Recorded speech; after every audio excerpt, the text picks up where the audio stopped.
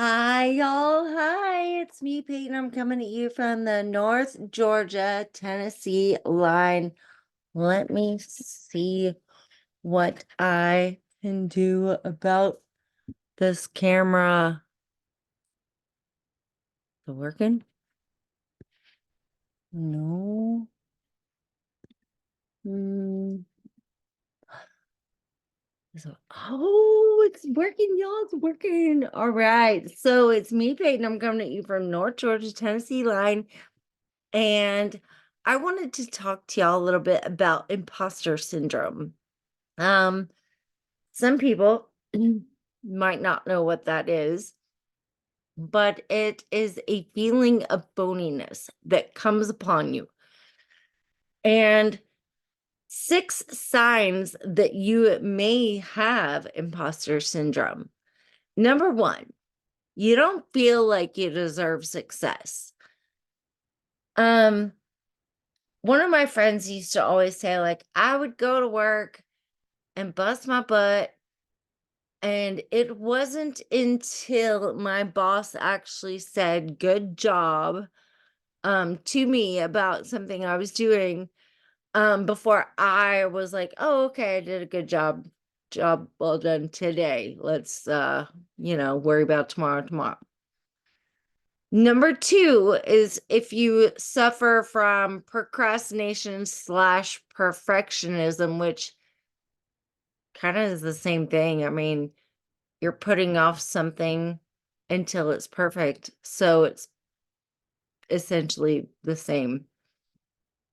Um, it's never going to be perfect. Um, so just like messy action is greater than no action at all.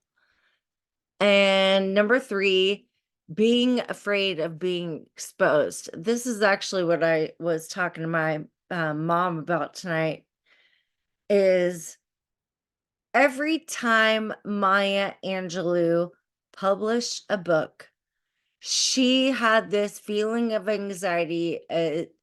She was going to be exposed that she wasn't an appropriate author. She wasn't real. And, she's one of the greatest authors of our time. And she had this feeling of being exposed for not being an author, which is ridiculous. Number 4, you have a feeling of failure. Before you even start a project, you're like, oh, I know this is, you have that dreaded feeling of failure. It's happened to all of us. Number 5, you need to be the best. And this is somewhat scary for some people because some people love being that big fish in the little pond. And then when they get in a bigger pond around other big fish, they realize they're the same as the other big fish. And so their desire and need to be the best gets like squelched and diminished there. And so they have this feeling like instead of growing to be a bigger fish, they feel like they should go back to that smaller pond. And then number 6, comparison. Comparison is the thief of joy. Don't worry about what the Joneses are doing. Just worry about yourself. Just worry about you and be the best you that you can be. And if you are going to compare yourself with anything, compare yourself with the way you were the day before. You should just strive to be better than you were the day before. And honestly, in my humble opinion, in my humble opinion, imposter syndrome is just a pretty sugar-coated word for insecurity. And it's, rebranding has been happening for as long as we've been alive. I know that there are some things that were like, I was trying to think of it the other day. I think it's manic depressive And then they rebranded it as bipolar. It's the same thing. It's just been rebranded. So insecurity, imposter syndrome, kind of the same, just been rebranded. So don't be insecure. God says in the Bible, don't be afraid. Fear not.